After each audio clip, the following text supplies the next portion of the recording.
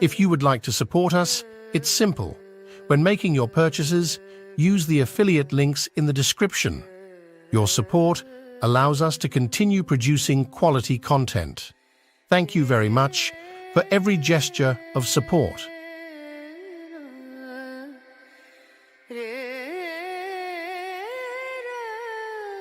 We must understand this, engineering means essentially to make things happen the way we want it. That's engineering, isn't it? To engineer this building means what? We want it the way we want it. We could have sat under a tree, but we choose to build this building because we want to sit under something engineered the way we want it, as suitable for us. We air conditioned the place because we want the temperature in a certain way. All this we did, but is it not important that you engineer this the way you want it? Hello? Outside is air conditioned, inside is boiling, what's the point? I'm saying power is being wasted on you. In the last 150 years, with the advent of science and technology, we have more comforts and conveniences than any generation ever could imagine, isn't it? Yes or no? You have more comforts and conveniences than any generation could ever imagine. We are the most comfortable generation ever, physically, materially. But can you say, are you the most peaceful generation? Joyful? Loving? No. Or can you even say you're the most intelligent generation? That'll be a wrong thing to say. Anybody who claims he is intelligent amounts to foolishness, isn't it? Because the significance of intelligence is, it shows you how many loopholes are there in your intelligence. Only a fool thinks there are no loopholes. A truly intelligent person always sees how many loopholes in my intelligence. The significance of being in a technological institute is not about just getting qualified to get some job somewhere or a passport out of the country. It should become a way of creating life, making life happen better than the way it's happening right now, because this is a fundamental responsibility that we have as a generation of people, because we occupy this space on the planet for a short, brief time. When the last generation gave this planet to us, whichever way they gave it, it's our business that when we leave it little better than the way we had it. Very important. How better? In what way better? You can decide that. I won't say only ecologically better, but in every way better. It must be better than the way we got it. This means we have to engineer ourselves to fit in such a way. See, a well-engineered machine means least amount of friction, isn't it so? Yes? A well-engineered machine means what? Least amount of friction. Heavy friction means badly engineered, isn't it? Isn't that the understanding? So the fundamentals of yoga is this. The fundamentals of yoga is in the geometry of physical existence. If you understand the geometry of what this human mechanism is, the body is, the psychological structure is, the chemical processes are, the energy structures are, if you understand the geometry of this and become capable of observing the cosmic geometry, if these two things are well aligned, suddenly your life hits off like a magic. Your life is no more a miserable drag, but it's magical simply because you have gotten the right geometry of things. Anything that is geometrically perfect will function absolutely smoothly and for a very long time. This is something that you must do to yourself when you're young. It doesn't matter what you want to do in your life, one thing must happen, your body and your brain should not come in your way, they must work for you. Yes or no? Hello? Never your body and your mind should not come in the way of who you want to be. Right now for most people, they themselves are a big issue. When you are an issue, how will you address the issues in the world? If you really want to address the issues in the world, this one should never be an issue, isn't it? I am not the issue here, I am never the problem. If there are problems, I will deal with it, but I am never the problem. This must happen to you, isn't it? Please make yourself like this, that you are never the problem, you're always a part of the solution, never a part of the problem. Right now, right now we have developed a certain attitude in the country, a whole lot of people, for every solution they invent a problem.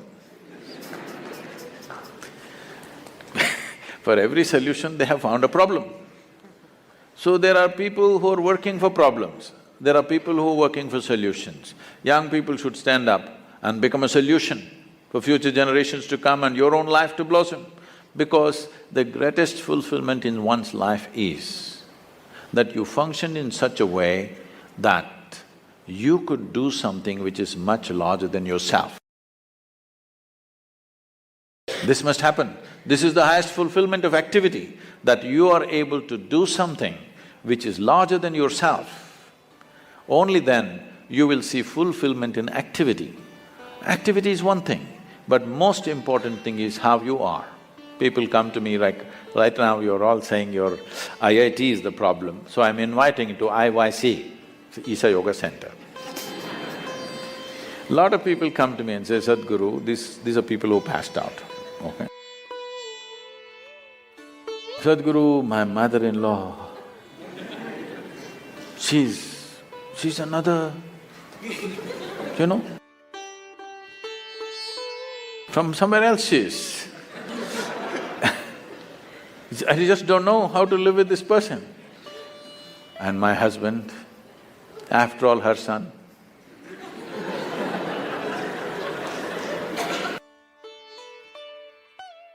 My wife, impossible. My boss, he's not even human. Like this it goes on. Then I tell them, see, don't worry. Your husband, wife, mother-in-law, boss, nobody will come here, you're protected. Like IIT. Your IYC also well protected. Nobody will come here, you just come and stay. I'll give you a nice place to stay, food is good. You don't have to do anything, just be joyful, that's all. None of these tormentors are there. Just be joyful. 24 hours you leave them in the one room, you must see in how many ways they twist themselves out. When you're alone, if you're miserable, you're obviously in bad company, isn't it?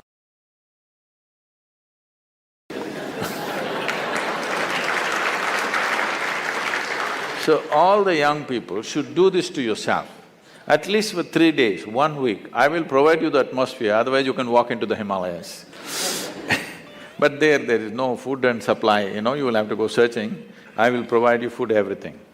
Just come, spend some time, not with any purpose, simply. If you sit alone for 3 days, no television, no book, no texting, simply by yourself, let's see what happens. You must know the nature of who you are. You should not go on dodging yourself and one day you will explode into something. You must know what is the level of madness you're suffering. When I say madness, if your mind is out of your control, is that called madness in definition? Hello? If your mind does not take instructions from you, it's out of control, is that called madness? Just try. Just today after this event, just go sit quietly in your room. Just see what all your mind does. You decide, don't tell anybody. You decide what is the level of madness you're going through. With this, if you enter the world, what will you create? You will only create who you are, isn't it? You cannot do anything other than what you are. What you are is what will happen to the world around you.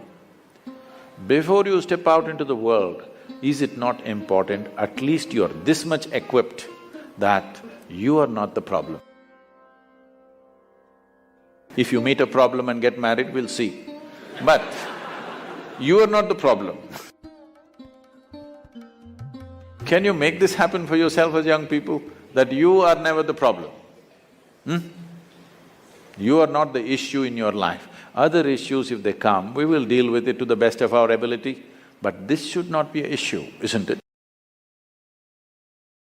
This can be easily done, very simple processes. If you invest on 20–30 minutes a day, you can bring this possibility into your life. It is just that it needs a certain orientation, because life is continuously outward. To turn inward, it needs a certain help and situation has to be created to make that happen. We are very much willing to do that with you. It's my wish and my blessing, this must happen to every youth of this country, because India, the people of India has suffered immensely. I don't know to what extent all of you are exposed, many of you are from good families. I have walked through rural societies right from my, early youth. It's not good, believe me. It's just not good, it's not some idyllic situation out there. It is bad. It's very bad in most parts of the world. Where we are, they say they are the better off states. The better off states are like that. I know the Bimarus, how they are. We can't just live like this. We can't just continue to live like this, insulating our humanity and thinking everything is okay. It's time we have a living humanity, that our heart beats for everything, our heart bleeds for everything, and we will do the best we can do. In our lives, if we do not do what we cannot do, there's no problem. But if we do not do what we can do, we are a disastrous life, isn't it? It's my wish and my blessing, you should not be that disaster.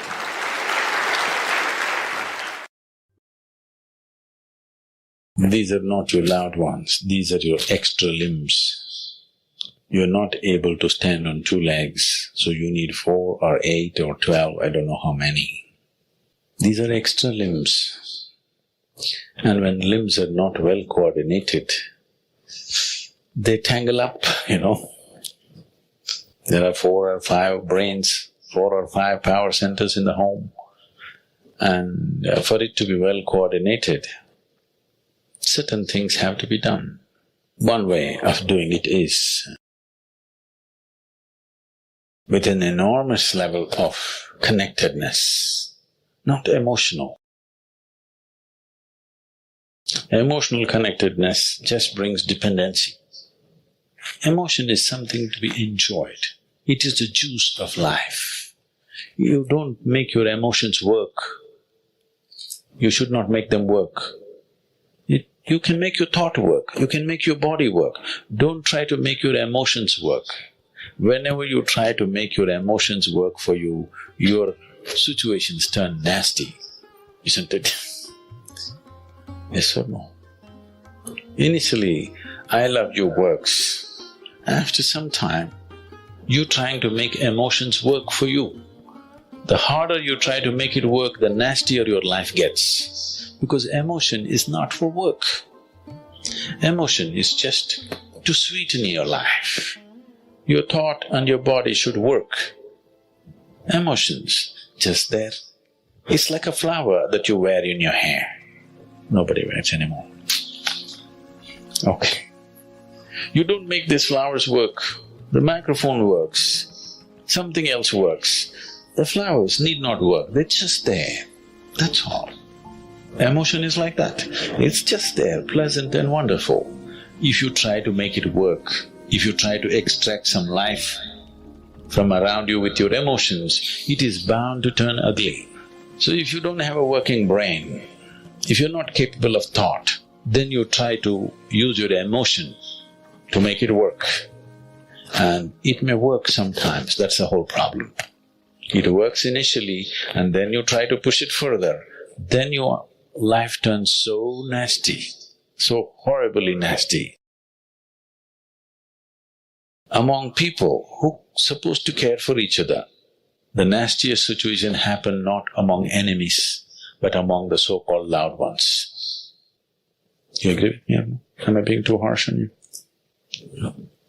Yes or no? So, people have their opinions. If you love somebody, you should have no opinion. That's what love means. Love means you're willing to nurture another life without forming opinions. That's what love means. We are loved ones, we have strong opinions about each other. No, that means you're trying to fix life. An opinion is a way of fixing a person into a straitjacket. Love means nurturing a person into a new possibility. These two things cannot go together. No way they can be together. You make some judgments for the moment to nurture it better. You're rearing children at home, you have to make some judgments where the child is right now, to rear them to a next possibility, not form an opinion on him. The moment you form an opinion, you have no interest in nurturing that life into a new possibility. You only want to fix it in a shell of your opinion. And you will be disappointed if it doesn't go by your opinion. No, that's not the way it works. If you want to live closely with people, it should be a relationship of nurture, not opinionated. It will not work like that. Fundamental mechanics are wrong. So how will it work? By accident, because of the newness of the situation, because it's honeymoon time. It may work for some time, but after that it will not work. So, if truly it's a loving relationship, there should be no opinions, there should be only nurture. Sadhguru, what are your views on adultery? How does it affect one spiritually? If there is no love in your heart, you are anyway an adulteress.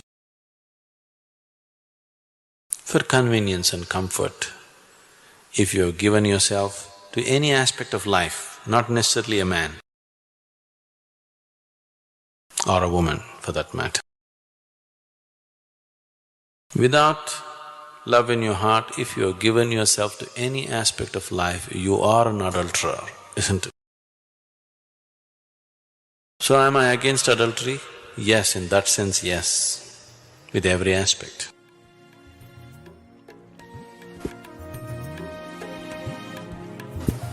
But if you're talking about what is considered socially as adultery, it is individual. Yes, please. My name is Anand. My question is about marriage, divorce. I am married. No, they're two different things, huh? Marriage. What I see today is many youngsters, like many of them they don't want to marry, and few of them who marry, there are occasions where they are getting divorced. So, would you like to throw some light on this situation, Sadhguru? So you need to understand the institution of marriage. It's about bringing a certain sanctity to the simple basic needs that every human being has. There are physical needs, there are psychological needs, there are economic needs, emotional needs, social needs, variety of needs. To fulfill all these things, we set up an institution called marriage where all this can be conducted in a sensible manner. Otherwise, if we did it on the streets like every other creature, it would turn ugly for us and we will feel not good about it. So to bring some sense of organization, some aesthetic, some stability, because man and woman coming together naturally brought fresh life. It is, compared to any other creature, it is the most helpless life, which needs maximum amount of support. You could leave a puppy on the street, as long as he gets food, he grows up into a good dog. no problem. But not so with the human being. He doesn't need just physical support, he needs variety of support and above all, a stable situation. Whether there should be marriage in society or not, one will debate when they are 18 because physical body is asking for freedom, all right? At that time, everybody questions, is marriage really needed? Why can't we just live whichever way we want?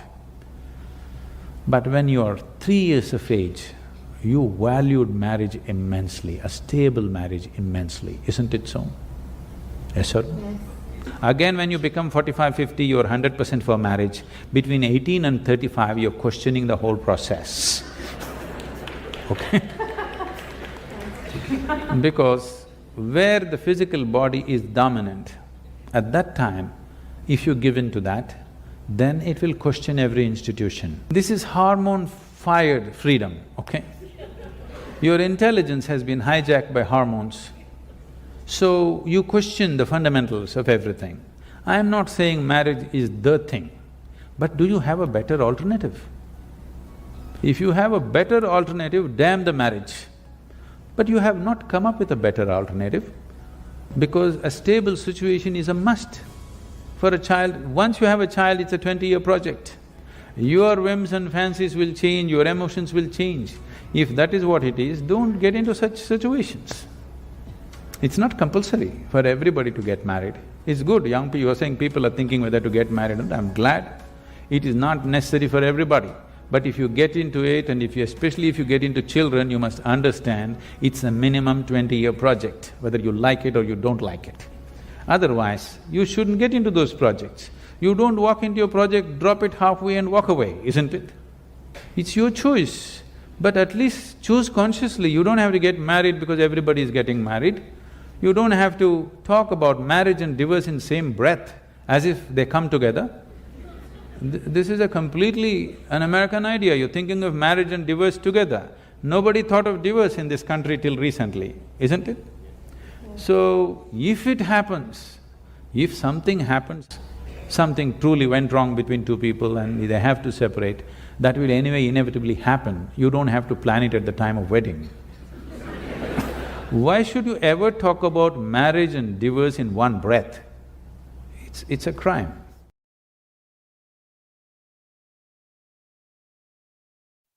He said, it's better to walk alone than to walk with a fool. If you want, consciously you can evolve in this evening. There is no limit as to how a human being can become. This is something that every human being must do. Then coming together will be hugely rewarding. When Gautama, the Buddha, was asked, is it better to walk alone or in company? He said, it's better to walk alone than to walk with a fool. Well, that's him, not me. He was quite sure that only a fool will walk with you. So he said, it's better to walk alone than to walk with a fool. Certain lore in this country says, when you want to do a short and quick journey, walk alone. When you want to do a long journey, walk in company. But the important thing is, who is walking with you? Not always being together is a good thing. Many times, being together can be a nuisance. So, first and foremost, unless you are a twin, even then, we come alone and we go alone. If one does not know how to be by himself or herself, then being together can be a lot of nuisance. We are referred to as human beings. Human beings means every other creature is what it is simply because of what it does. But a human being can simply be, which is a unique quality of the human being, that we can simply be, that we are not compulsive action, that's what it means. Our action is conscious and judicious. But generally, when people get together, generally, people are in compulsive action. It can be an association where there could be a purposeful action, or it can be a gang where there can be more purposeful action, or it can be a crowd which can be a compulsive action. So essentially, to be human means we have reached that point of evolution within ourselves that if we wish, we can simply sit here, just be. We can consider as to what action to take and what not to take. This is definitely individual. When individuals come together, we say, it's we in plural, but still it is individuals who have to come together. To be an individual means you are not further divisible. That means you're just one. People find different ways to divide themselves within themselves. In India, with 10,000 years of cultural history, we have invented various words to divide ourselves. It's very common for people to talk in terms of Atma, Paramatma, Ahankara, this one and that one. But every culture has this in their own way. When things are going right, when good things are being done, if you ask people, they say, yes, I did it. When things don't go right, when things go wrong, then they will try to find somebody. If they don't find anybody, he is always there. When they are very wonderful, of course they take pride in being how wonderful they are. When they turn nasty, they say, it was my ego. Mr. Ego is always a fall guy. So individual means, but if I'm wonderful, it's me. If I'm nasty, it's me. All of you. Are you 24 hours wonderful? Hello? Are you 24 hours wonderful? No, sometimes wonderful, sometimes nasty, sometimes beautiful, sometimes ugly. It's okay. If we understand, it is me who is capable of being absolutely wonderful and it is me who is capable of being absolutely nasty another moment, then gradually the number of moments of nastiness will keep on receding. If I see what is wonderful is me, what is nasty is… In India we have many words, it's my karma, what can I do?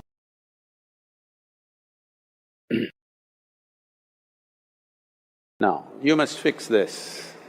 Being an individual is very important, that means you're not further divisible. If I'm wonderful, it's me, if I'm nasty, it's me. If I succeed, it's me, if I fail, it's me. You have to fix this. I'm just asking you a simple question. Within this, how many people? Hello? How many people within you? 1, 2? Only one. If you're one, you're a normal human being.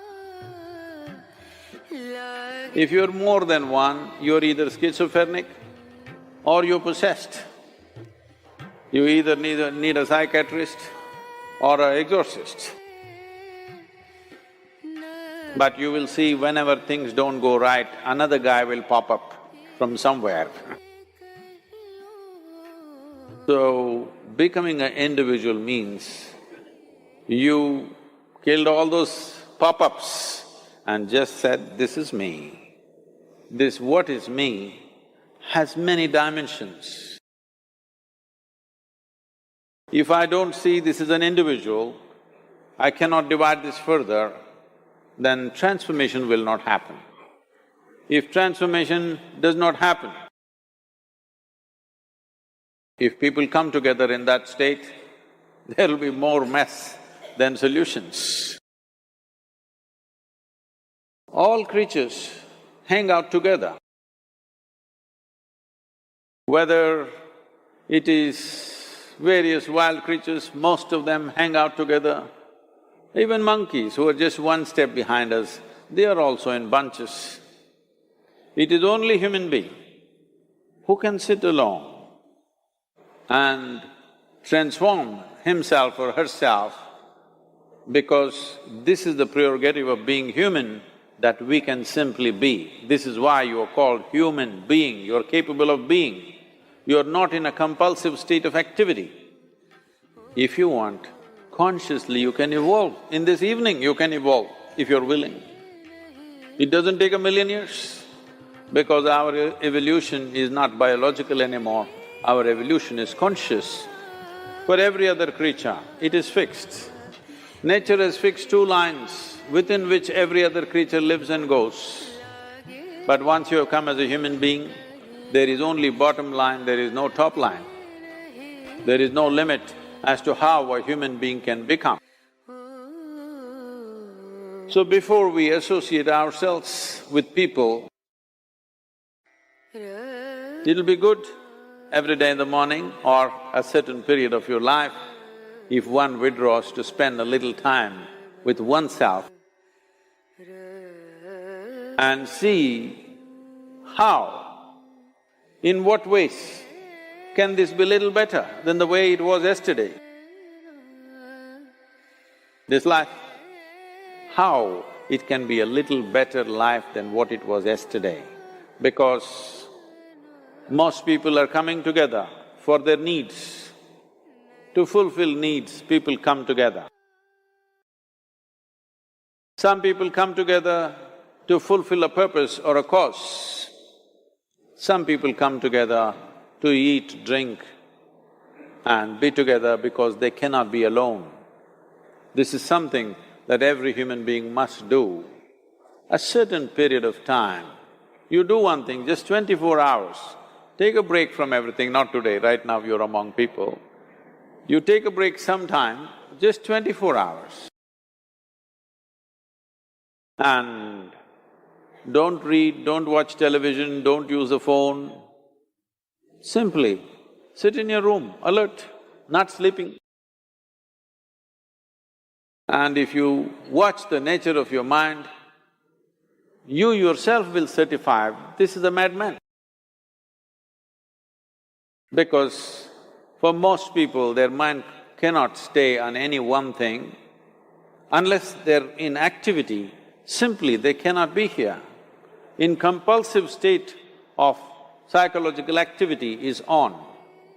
When you are like this, you cannot be. That means you cannot be a human being. Being has to happen. Only then togetherness will be very rich. If you know how to be by yourself, then coming together will be hugely rewarding and of tremendous value. That means we came together consciously. If we want to live well, both externally and internally, how well we live here simply depends on how well we manage our surroundings and how well we manage ourselves. Fundamentally, life is management. If you don't know how to maintain your body, your mind, your emotion, your situations, your life in general, your home, your communities, nations and the world, the quality of our life is just how well we manage things with ourselves. But generally, we are thinking of management. We are applying ourselves to management only in terms of business management or industry management or… Generally, we are talking management only with economic situations, not life as a whole. In many ways, it's unfortunate that today the most predominant factor that rules the planet has become economics. The other aspects of life have been totally pushed to the corner. When economics rules, when economics is the only thing that we are thinking about, we will tend to become very gross and unhappy in so many ways. What I see is, we are conducting various levels of programs to very top-level executives in some big corporations in the world, major corporations in the world. What I see is, people who have failed in their lives, they're suffering their failure. People who have succeeded in their life, they're suffering their success. If you suffer your failure, it's okay, because failure comes easy. If you suffer your success, that is tragedy, because success doesn't come easy. So, something that you worked for, something that you always longed for, something that you wanted to create in your life, when it happens, if you start suffering that, that's the real tragedy of life. But a large number of successful people on the planet are suffering their success. When I say suffering their success, if you look at people, look at yourself and see, you're still young people, most of you. When you're 5 years of age, how happy you were, and today how happy you are. If we make a chart out of it, a graph out of it, is it moving upward or downward? In 24 hours' time, how many moments are you really happy? If you look at this, is it going up or down?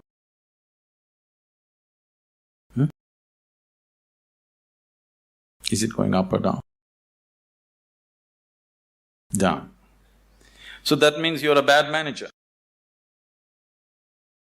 Because after all, everything that you did in your life is in pursuit of happiness, isn't it? All that you're doing in your life, you're doing it because you believe that is your happiness. You educate yourself, you pursue careers, you build families, you run after your ambitions. So many things you do because somewhere you believe fulfilling those things will bring you happiness. After doing all that, if happiness is not multiplying, it is going down, that means you are a bad manager of yourself. Anybody who does not know how to manage his own body, his own mind, his own emotion and his energies, if he is managing outside situations, he is only managing them by accident, not by intent, the way he wants it. Because if you do not know how to manage your mind, how to manage your energies, how to manage your interiority, managing the outside is bound to be accidental. When you manage situations by accident, you exist as an accident. When you exist as an accident, you are a potential calamity. When you exist as a potential calamity, being anxious all the time becomes a natural part of life. Anywhere you go today, people are talking stress management. Especially a few years ago when I first went to United States, wherever I go, people were talking stress management. I could not understand why anybody wants to manage his stress. I can understand you want to manage your business, your finance, your family, your property, whatever, but why would you want to manage stress? It took me a while to understand these people have come to the conclusion that there is no other way to live. Somehow people have come to the conclusion that if you do things in the world, you're bound to be stressful. One is not stressful because of what they're doing. One is stressful because he's a bad manager of himself. He doesn't know how to manage his own systems. That is why he's stressful. It is not the nature of the job which makes one stressful. You ask a chaparasi, he is also stressful. You ask the top executive, he is also stressful. Everybody believes their job is stressful. No job is stressful. If you have no control over your own systems, you will be stressful. Whether you do something or you don't do anything, isn't it so? See, management means… fundamentally, management means we want to decide the course of our destiny. That's management, isn't it? We don't want to live here by accident.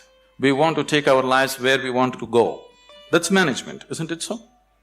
If you're managing by accident, you are not a manager. Without you, things will run better. So once you say, I'm a manager, that means somewhere you have decided that you want to go in a particular way. You want to have a certain kind of situation, both inward and outward. So everybody is a manager in his own capacity, but in different levels and different types. Whether you manage a kitchen where you cook for 4 people, or you manage a large industry where 10,000 people work, fundamentally, if you want to have a good kitchen or a good industry, you must be a good manager of that situation, isn't it? So whether you're managing a little kitchen or a large industry, if you want to manage outside situations, generally you will have to manage material and people around you. If you have to manage 10 people or 10,000 people around you, you have to manage 10 minds or 10,000 minds around you. But if you have no management over your own mind, you managing 10,000 minds is going to be a disaster. In the process of doing something, if we are destroying human beings, which is happening right now, in the process of managing a situation, the man is broken, then this kind of management is no good, because after all, every management that we do is only for human well-being. If we are doing management for human well-being, in the process of doing something, in the process of managing situations, it is not only about producing something or making profit. Human beings should rise to their full potential. If we manage a situation properly, in simple process of working, you and the people who are working with you should be able to raise to their full potential. When I say rising to full potential, not just work potential, but as human beings, they must be able to rise to their full potential. If people work together, then people should be able to rise to the peak of their love, peace, compassion within themselves. If this doesn't happen, then it's bad management, because all management, the basic intent is human well-being. If that is not happening, you're just producing something, you're making little profit, but human beings are getting broken in the process, it doesn't mean anything. So if this kind of management has to happen, that just in managing a business, you find people around you raise to their peak, then you have to spend a certain amount of time in focusing on your inner management. If this doesn't happen, you will only manage situations by accident. A lot of people have understood management as a way of throwing their weight around. Can I tell you a joke? Are you okay? On a certain day, a lion was really feeling great within himself. He just was walking and a little rabbit was going, he caught him and roared at him, "Who is the king of the jungle?" The little rabbit, terrified, said, you, of course you. He let him go, swaggered around a little bit. Then he found a fox, caught him. Who is the king of the jungle? Oh my lord, it's you, of course, nobody else but you. Then he swaggered around a little bit, caught a few more animals, everybody screamed out of fear, you are the king of the jungle. Then he was in full swagger, like a manager. King of the jungle Walked into a clearing in the jungle, there was a huge tusker standing. He went, stood in front of him and asked, who is the king of the jungle? The tusker took his trunk, rolled him up, picked him up, twirled him around, smashed him to the ground. His back broke. Then the lion said, you could have just told me.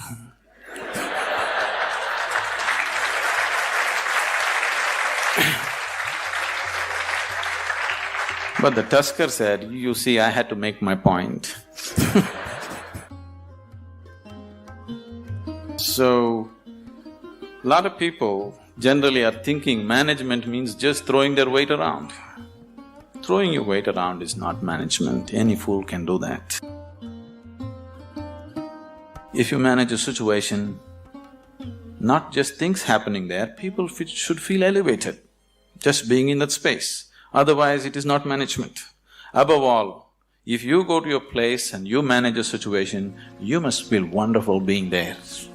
If that doesn't happen, you are not a good manager.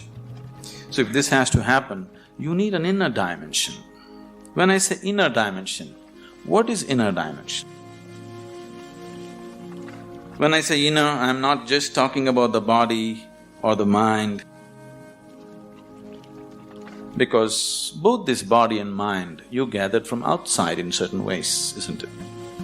For example, this physical body, when you were a child, this body was only this much.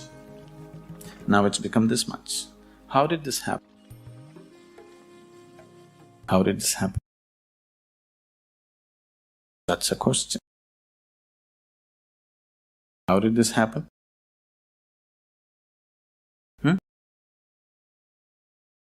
You grew up, how did it happen, I'm asking?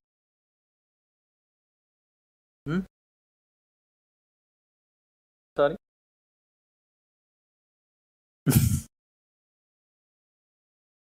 How did it happen? How did all this body happen? Food that you ate, isn't it? What you call as my body is actually a heap of food that you gathered. What you call as food is just a piece of earth that you convert it into food and make it into body, isn't it? So this body is just a heap of food that you gathered over a period of time. What you call as my mind is a heap of impressions that you gathered from outside. Now you have a heap of food and a heap of impressions. If this much gathering has to happen, something more than this must exist, isn't it? If you are capable of gathering such a large body and so much mind, there must be something more fundamental than this. But that never comes into your experience. You're just lost in these two heaps, trying to make some sense out of it. Now, as there is a science, as there is a management science for external well-being, there is a management for science for inner well-being.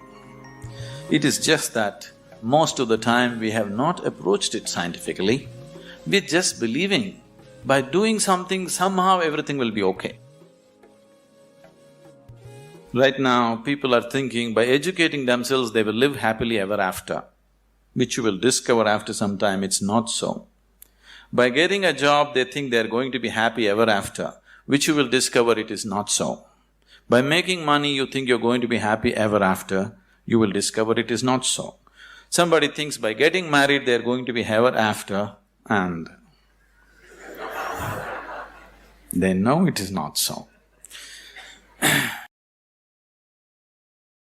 So, you're trying to somehow fool yourself into believing that by doing something everything will be okay. Though repeatedly it has let you down, still you believe that something else, some other miracle will make everything okay. It'll not be okay. It once happened. On a certain day, a bull and a pheasant were grazing on the field. You know a bull? A pheasant, a bird. The bull was grazing on the grass, the pheasant was picking ticks off the bull, they're partners, Then the pheasant looked at a huge tree which was at the edge of the field and very nostalgically said, "Alas, there was a time when I could fly to the topmost branch of the tree, but today I do not have the strength even to fly to the first branch of the tree." The bull very nonchalantly said, "That's no problem. Eat a little bit of my dung every day. You will see, within a fortnight's time you will reach the top of the tree." The pheasant said, "Oh, come off it. How is that possible?" The bull said, "Really, please try and see. The whole humanity is on it. You could try too." Very hesitantly, the pheasant started pecking at the dung, and lo, on the very first day it reached the first branch of the tree. In a fortnight's time, it reached the topmost branch of the tree. It just went and sat on the topmost branch and just looking at the scenery, enjoying it. The old farmer saw a fat old pheasant on the top of the tree. He took out his shotgun and shot him off the tree. So the moral of the story is, even bullshit can get you to the top, but never lets you stay there.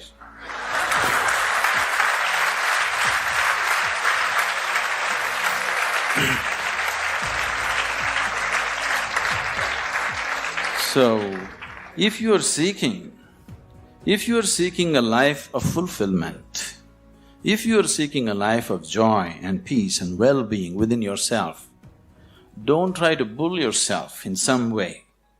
You must do the right thing, otherwise it won't work.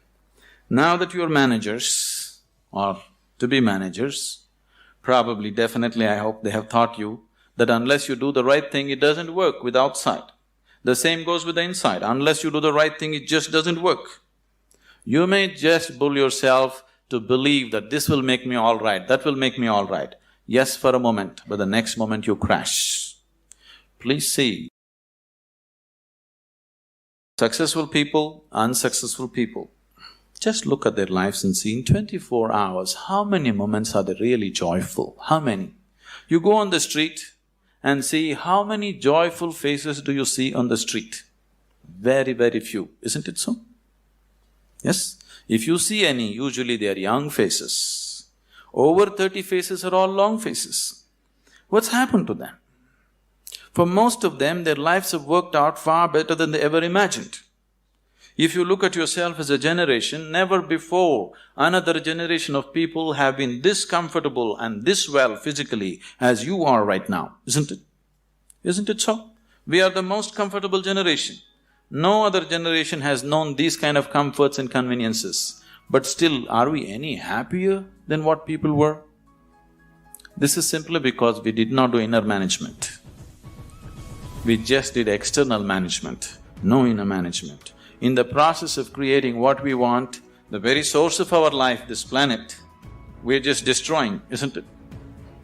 In pursuit of our happiness, we are just making a bonfire out of this planet, but still we are not satisfied, nor are we any more joyful than what we were 500 years ago as people were, isn't it? So somewhere we have neglected the interiority. So to turn inward, what is needed? One reason why most young people here have never made any effort to turn inward is because today, any thinking person, the moment he can read ABC, speak English, and he has extra alphabets next to his name, he develops an allergy towards anything spiritual. This is not your fault. These so-called spiritual people have made such jokers out of themselves. They have presented spirituality in such terrible ways, ridiculous ways, that anybody who has any sense doesn't want to go anywhere near it. See, a spirituality means to know something which is beyond the physical. Right now, if you exist as a physical entity, as a body, as a mind, because both these things are accumulations from outside, whatever happens outside will happen inside. If what happens outside begins to happen within you all the time, then you being peaceful and happy is always accidental.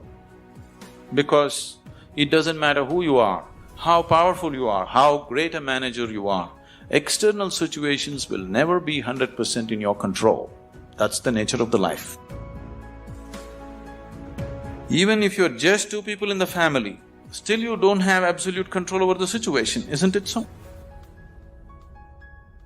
As the scope and play of your life increases, you have less and less control over the situations in which you live. That's the reality of life. So if whatever is happening outside is happening within you, you being peaceful and happy in your life is a faraway thing, it's never going to happen. Only when a person begins to experience a dimension beyond the physical within himself, then he can play with the physical world whichever way he wants. He can do the best that he can do with the outside world, but the interiority is undisturbed, always the way you want it. The outside world will not happen the way we want it 100%. At least the inner world should happen the way we want it, isn't it so? Isn't it so? The outside will never happen 100% the way we want it. That's the reality of life. But at least this one should happen the way we want it. If this is also not happening the way you want it, if your body, if your mind, if your emotions, if your energies are not functioning the way you want it, then this is the worst kind of slavery, because somebody else decides what should happen within you. If somebody else decides what should happen around you, that itself you call it slavery, isn't it so? Yes? Are we in talking terms or no? Oh, that's fine. If somebody decides what should happen around you, that itself you call as slavery. But if someone decides what should happen within you, is it not a more horrible way of being a slave? But please see, the whole world is in it. The only consolation is everybody is like this. Now that you're learning management as a science, I would like you to understand there is a whole science of inner management. If you don't learn that, you may manage businesses, you may manage industry, but still you will not live a life of fulfillment and well-being. If you want to live a life of fulfillment and well-being and offer the same to people around you, it's extremely important you know what it means to manage your interiority.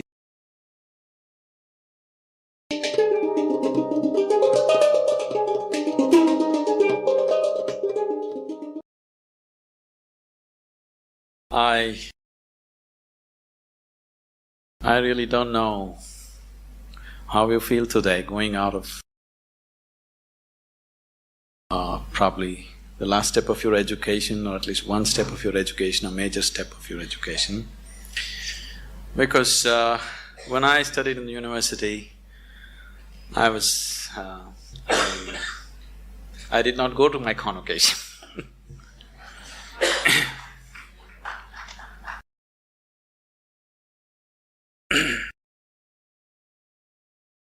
Somewhere, right from my childhood.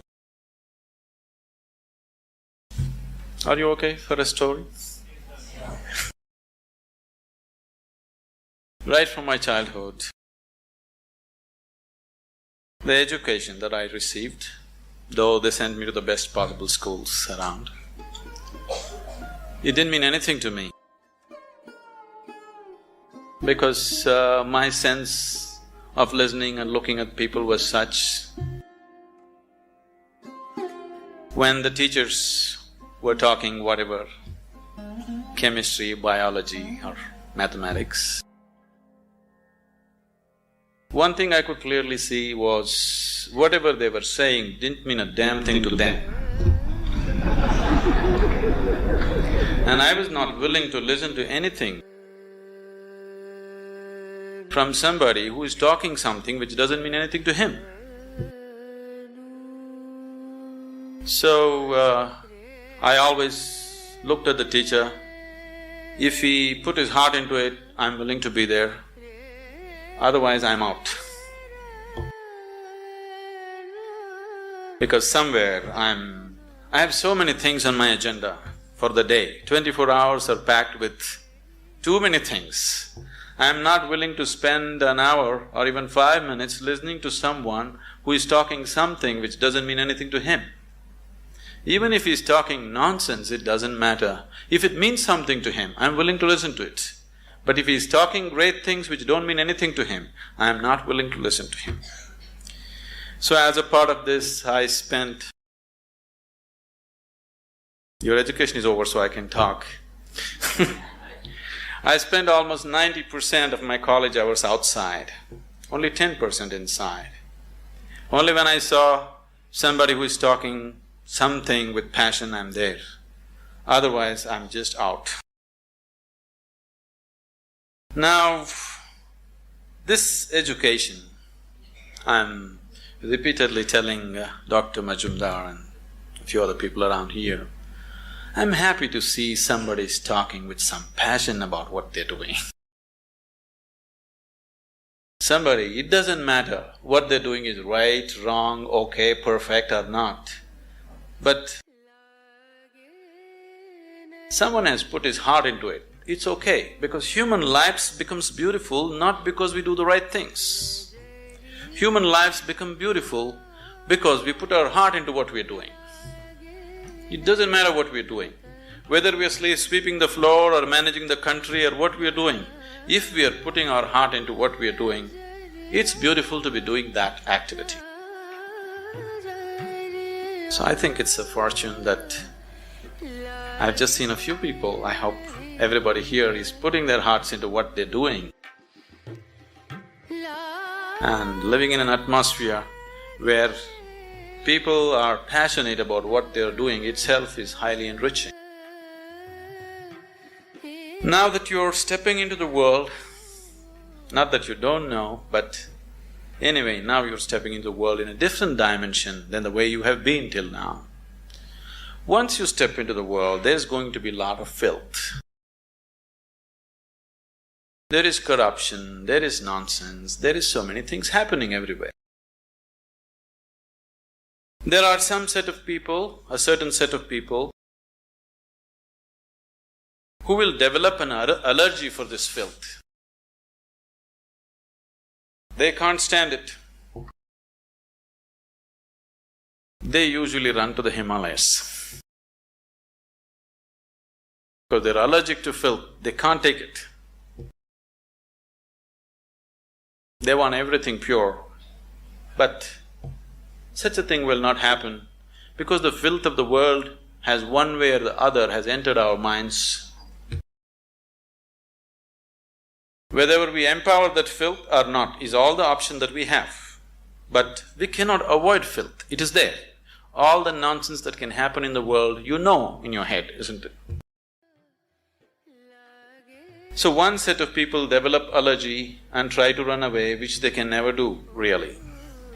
Another set of people, a large segment of people, unfortunately, have come to their own kind of philosophies. Anyway, world is full of filth, let me also become filth. So they have joined that, they have merged into the filth. What we call as filth can also be great manure, Indian spirituality has always used lotus as a symbolism. A lotus flower has always been the main symbolism for Indian spirituality. Why a lotus flower is? A lotus flower grows best where the filth is thick. This filth which is stinking, which you can't bear, has transformed itself into a fragrant, beautiful flower. This option also is with us every moment of our life. If the atmospheres that we live in make us… we cannot call ourselves managers. If we make the atmospheres that we live in, only then we can call ourselves managers. Being a manager means that we are going to create whatever we see as the most beautiful thing to happen right now. Allowing situations to create you is not management at all. Creating the situations that we want is management. As many of them have said many things, this process of education, there is a certain acceleration now that education is over, you're stepping into your new dimension of life, the excitement and, it's always beautiful to step into something new that you believe is going to be wonderful. But what we have seen with life with most people is, now let's say somebody got a job, the first day when they went and sat behind this table was the most fantastic place in the world. But within a few years, behind the same table, they're manufacturing blood pressure, diabetes, ulcers and whatnot. This is not because there is something wrong with the jobs that we do. This is not because there is something wrong with the world that we live in. It is simply because we have not paid sufficient attention to ourselves. We have paid too much attention to what is outside. To succeed in the world, people are always thinking, great aspirations will make you successful. Aspiration is just an initial starting point. Just because you aspire for success, just because you aspire for prosperity, just because you aspire for well-being, it doesn't happen.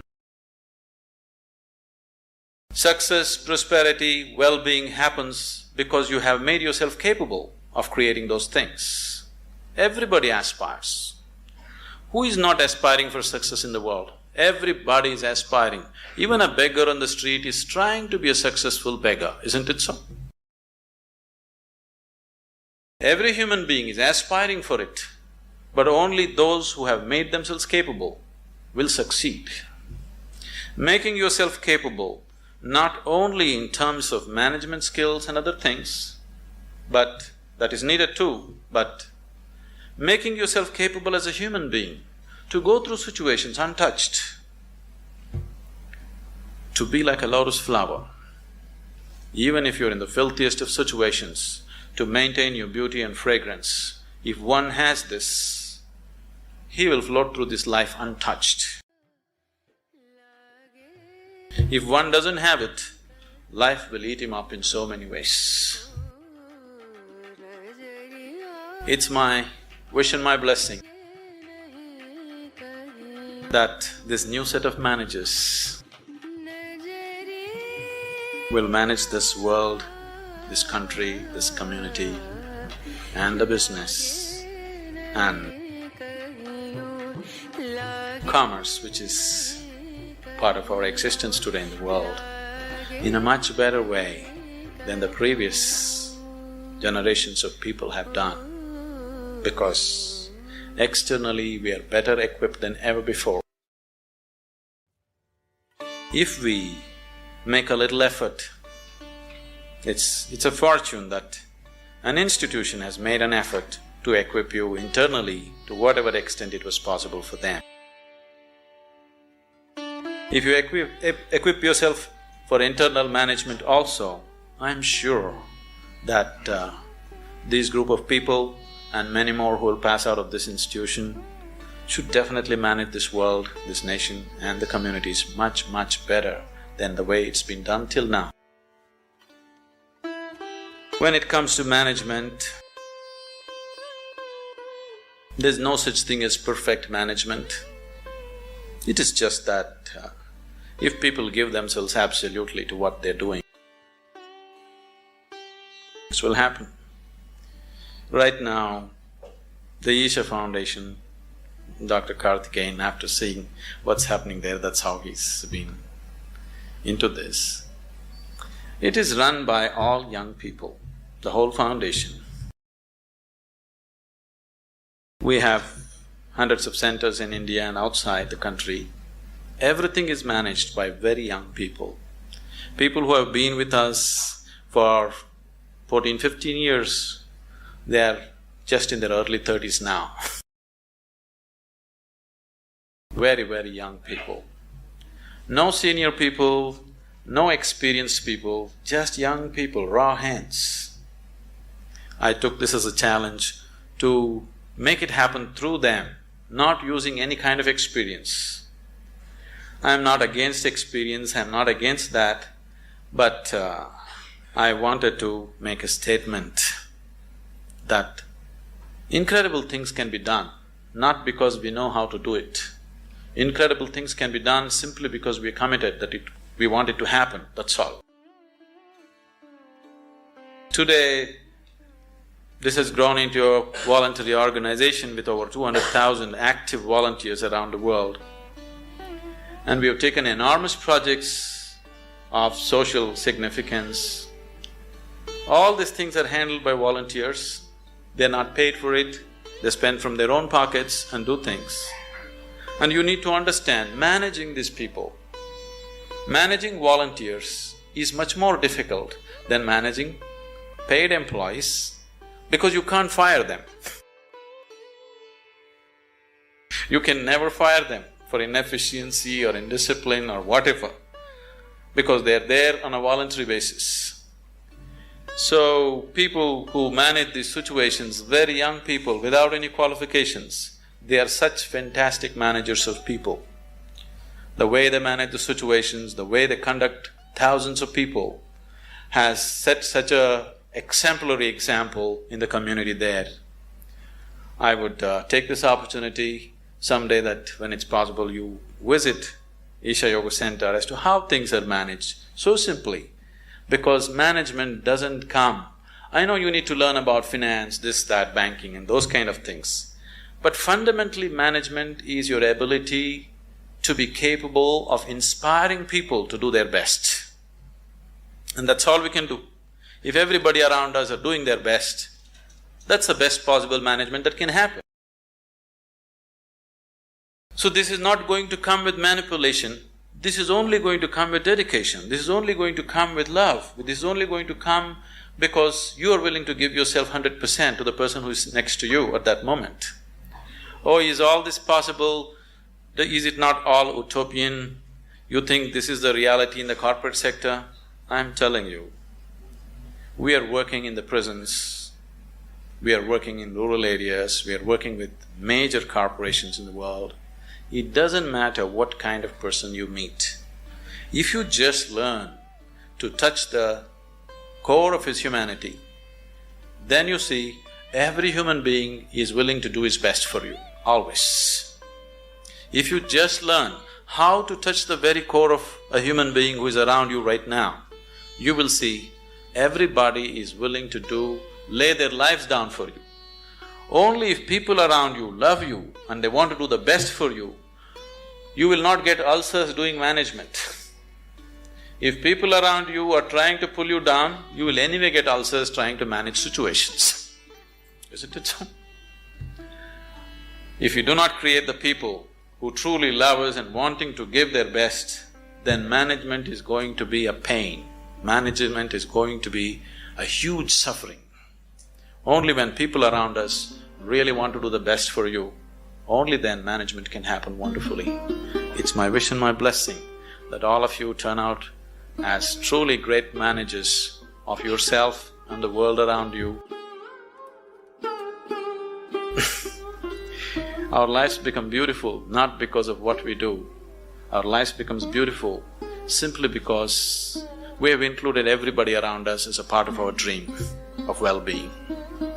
I hope all of you become truly successful and well in whatever way with inner technologies. If you need any help, we are always available to you. It's been a joy to be here in this institution. I've been to any number of colleges. People are the same, but creating an institution with some sense of commitment for inner well-being in today's world is too happy. Thank you. So if enlightenment happens, how do we know it has happened? Suppose we are hallucinating to be enlightened. If such a thing happens, it will be clearer than daylight. It's not something that you can miss. It is not that kind of an event that you could miss it. You will not miss it. But when I say this, there is a problem attached to this because these days it is going on in many places. For a certain fee, within a weekend's time you can get enlightened. You'll be declared enlightened by somebody. Really it's happening everywhere. If you just pay a certain amount of money, one weekend you can get enlightened. I remember in the 60s, in the 1960s,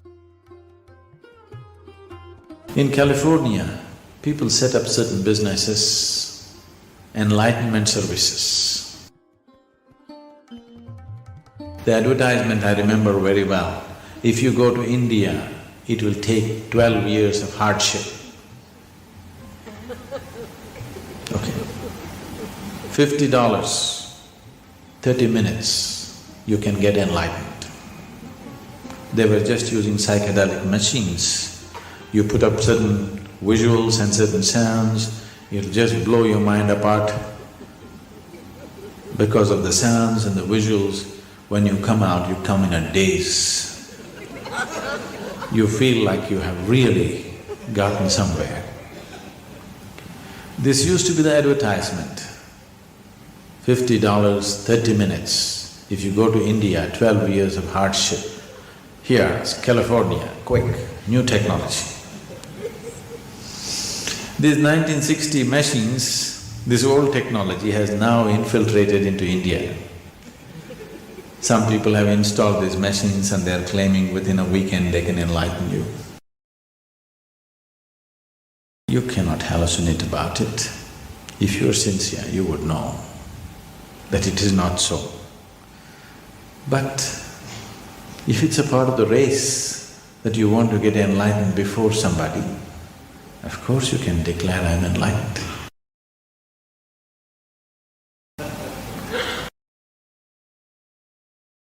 It is just that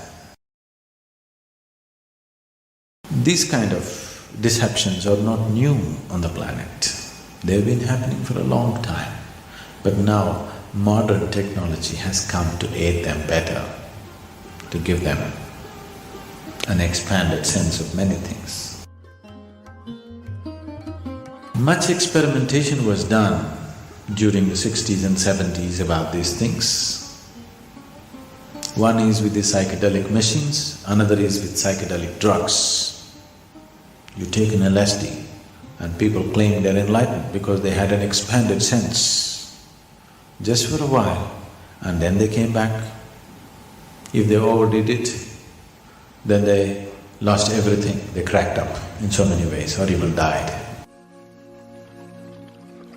Many people mentally cracked up because of excessive use of psychedelic drugs. But for those few moments, they really felt enlightened, or at least they thought so. This is not something that you do. This is not something that you can do. It is just that if you cultivate the system, your body, mind, emotion and energy to its peak possibility, then an absolutely wonderful flower blossoms within you. Not something that you did, you just waited with the right kind of conditions and it happened. There's a very beautiful story in the yogic lore. On a certain day, 4 men were walking in the forest. These 4 men were walking in the forest. One is a Gnana Yogi, another is a Bhakti Yogi, another is a Karma Yogi, and the last one is a Kriya Yogi. These 4 people can never stay together. They cannot be together. Because a Gnana Yogi means yoga of intelligence. He is a man of intellect, great intellect. He has complete disdain for everybody. He thinks everybody is a fool. Especially these Bhakti Yogis who are doing Ram Ram or whatever, in his mind they look like utter idiots. He can't stand them.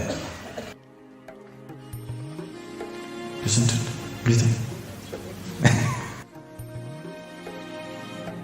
Could that man stand Bhakti Yogis? No, he wouldn't stand. He just can't tolerate them. Bhakti Yogis, people of devotion, they have pity for everybody. Because when God Himself is here, you doing all this mental circus and physical circus, it's just stupid, isn't it? Just hold God's hand and walk into heaven. So Bhakti Yogis have pity for everybody, for all the foolishness that they're doing. Karma Yogis think all these other people are just lazy people. Because if you want something to happen, you have to do it. Because they're lazy and unwilling to do what they need to do, they have invented all these other yogas. Because in the world, if anything has to happen, you must do it, right? Action. These are yoga of action, karma. Kriya Yogis have utter disdain for everybody because after all, the whole existence is energy.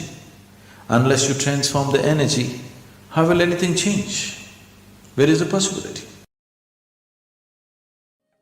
So, these 4 people can never be together, but today they were walking together. Suddenly a thunderstorm broke loose, a rainstorm, rain started lashing from every side. They started running, looking for shelter. The Bhakti Yogi said, "There is an ancient temple in this direction, let's go there for shelter." He always knows the geography of temples. He won't miss a single temple. So they all trusted him and ran in the direction. Then they found an ancient temple where the walls had collapsed long ago. Just a few columns and a roof was there. And in the center, there was a deity, God's image.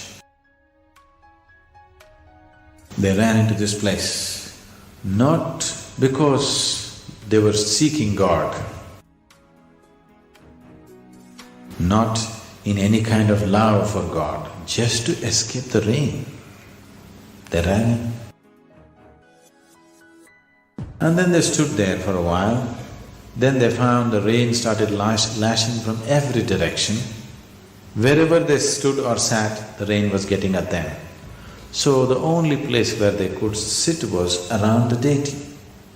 So all 4 of them just hugged the deity and sat. Not because they have fallen in love with God, simply to escape the rain. Suddenly, God appeared.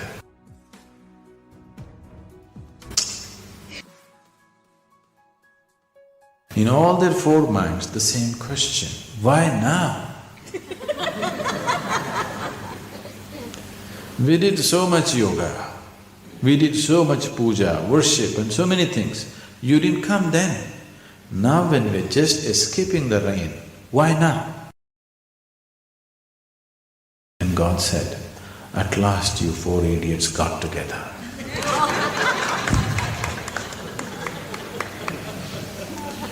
Without these four things getting together within you, your head, your heart, your hands and your energy, unless it all falls into place, unless all of it reaches its peak, it will not happen. And if it happens, is there any chance that I may not notice it? There is no such thing. Even if you're blind, you know the sun has come up, isn't it? Yes? Yes. Even if you're blind, you still know the sun has come up because nobody can miss it. It is not a small event that anybody can miss. You may not know whether you're born or not born, but if you get enlightened, you will know. It's much bigger than that.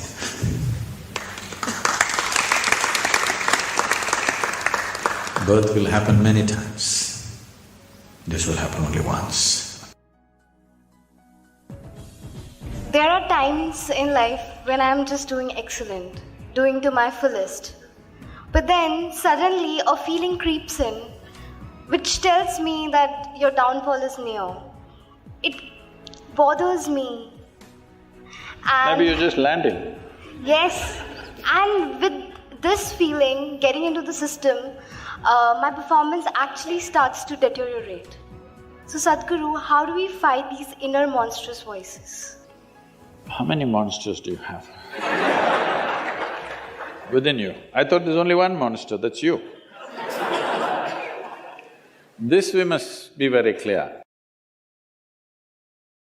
See, if you are hearing two voices within you, an angelic voice and a monstrous voice, this doesn't mean something fantastic has happened. This means you're either schizophrenic or you're possessed. Yes. You either need a psychiatrist or an exorcist. So, this is very important. This people are doing in the name of religion, in the name of spirituality, in the name of so-called modern solutions to everything. In many ways, this is finding expression. In India, we have a huge vocabulary for these things. If you say anything to anybody, oh, this is my ahankara, this is my ego doing this is my soul, this is my this is my that. Well, if so many people are speaking from within you, if so many people are stuck in this one body, this is a ailment, isn't it? Hello? If there is more than one in this body, is this an ailment or no? Only one. This body is designed for one, isn't it? This is the most fundamental thing you must do. There's just you and you and you in this. There is no another. The moment there is another, this is a trick. Initially you play this trick. When something happens well, of course it's me. When something didn't happen, I don't know, some other voice, somebody else, my ego, my…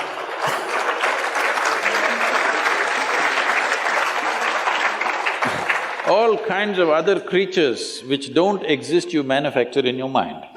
You can call it Atman, Paramatman, God speaks within you, devil speaks within you. See, whenever people said, God spoke to me, disasters unfolded. Yes, have you seen this? The President of the United States at one time, about 15 years ago or 18 years ago, said, God told me. Oh, what a disaster, 600,000 people died and a whole nation destroyed. That is the kind of things always happen when God spoke. Because I want you to understand, it's not about God speaking. When you want to say something absolutely illogical and unreasonable, you bring the God and the devil.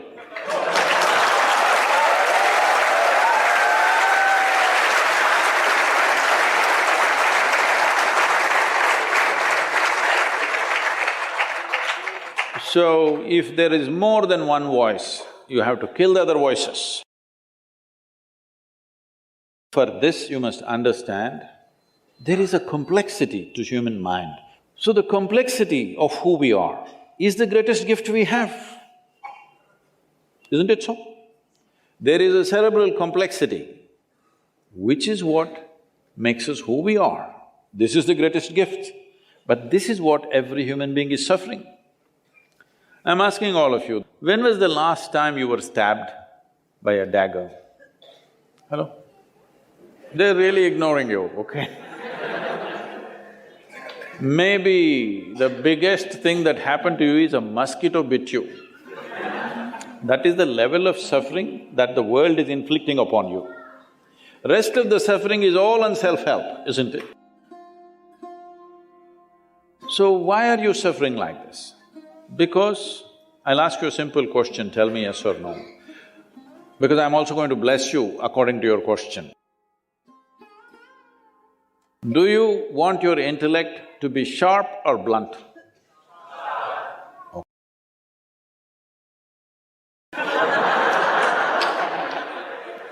What department are these guys?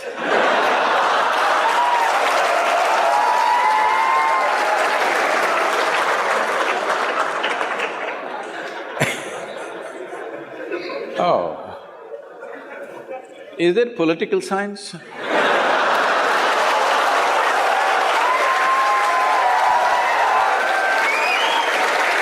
Is it one of the disciplines, sir? Is it one of the disciplines in the… No. Then how? There's infiltration in your college. So, you naturally want your intellect to be sharp. That means intellect is a cutting instrument. It's like a knife. The sharper it is, the better it is, isn't it? So right now, after millions of years of evolution, we gave you an intellect. We means I'm on the side of nature, okay? We gave you a sharp mind. Now you're cutting yourself all over the place and you're complaining about it. No, when something is sharp given to you, you must learn how to hold it, isn't it? You have to learn how to handle it. If you hold it at the wrong end or if you move irresponsibly, you will cut yourself.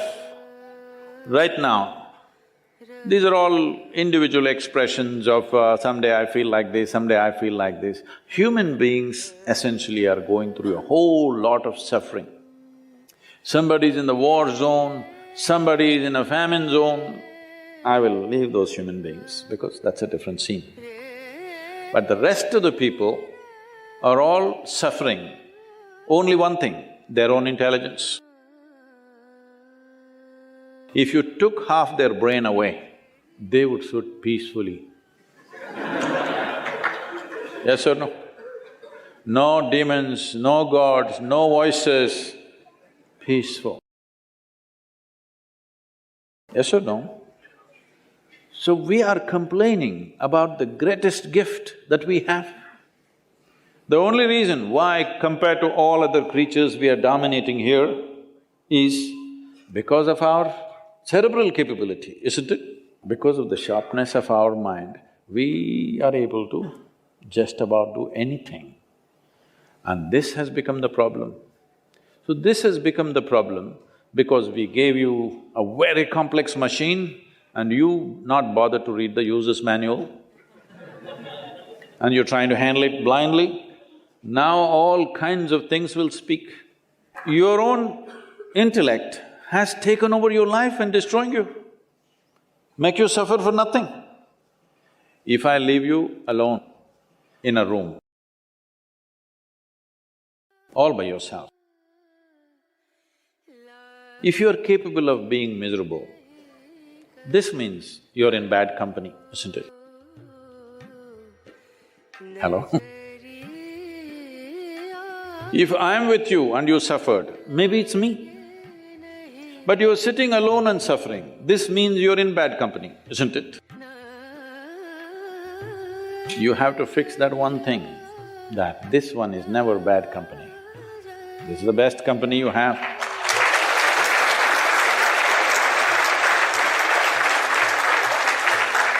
For this, there is a simple treatment. This simple treatment is just this. You start seeing this much, whatever happens to me in my life, good things happen, ugly things happen, nonsense happens, great things happens, doesn't matter, whatever happens, And whatever did not happen in my life, it's all my responsibility. Now, there'll be only one person. If you see this is my responsibility, there'll be only one person. Otherwise, God will speak here, devil will speak there, Atma will speak from here, Paramatman will speak from somewhere else and they'll drive you crazy.